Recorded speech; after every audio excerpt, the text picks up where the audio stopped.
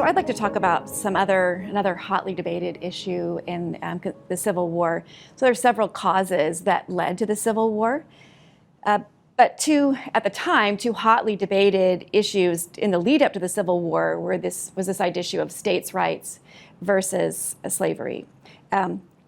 These two issues come into light in ninth grade when our students read Lincoln's first inaugural address, his second inaugural address, and the Gettysburg Address. How do we approach the topic of states' rights in the teaching of the Civil War? What's the proper way to frame the historical debate that pitted states' rights against slavery? So I think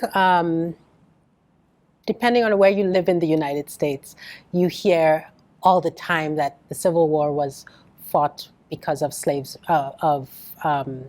rights, and people like that version of the story. You know, it removes you from the vicinity of guilt, right?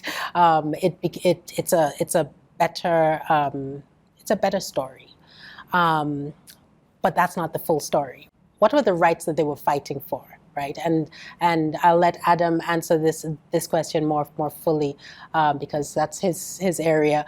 But I would say that you cannot disassociate slavery, the maintenance of slavery, from the cause of the Civil War, right? If I could just circle back for a minute, back to language, the importance of language and images, right? That the Confederate flag, for example, is something that is flown very proudly in some states still in the United States. And one of my children was driving behind a truck that had a big sticker that said, "Unreconstructed Confederate."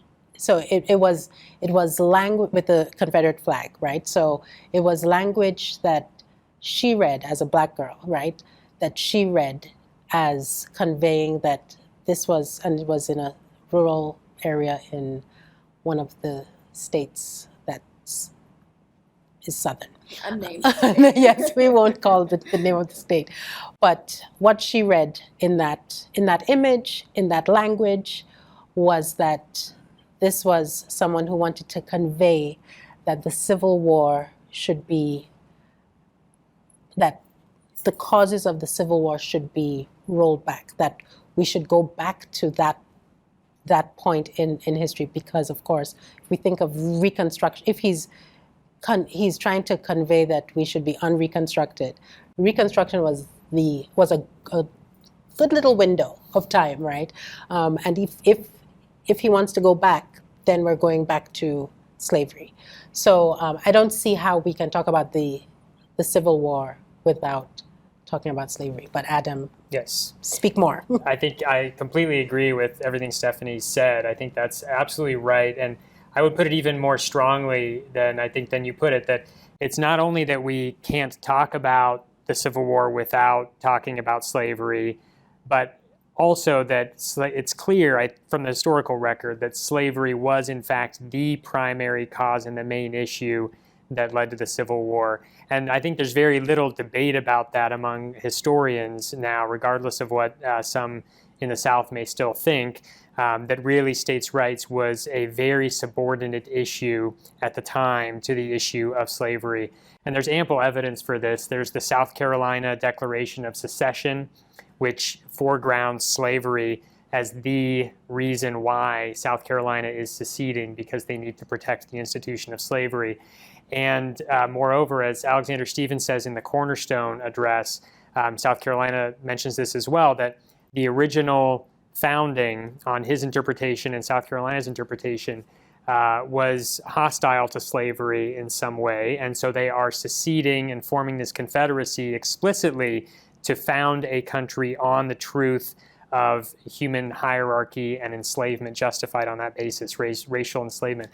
So it's clear from those documents that that's what the Civil War was about. Now, states' rights is a legitimate constitutional issue, but actually early on it was co-opted by the issue of slavery to become really inseparable from it. So during the Constitutional Convention, there's a moment when the states had been divided among each other on the basis of their size, the large states versus the small states. Those were the main voting blocks in the convention.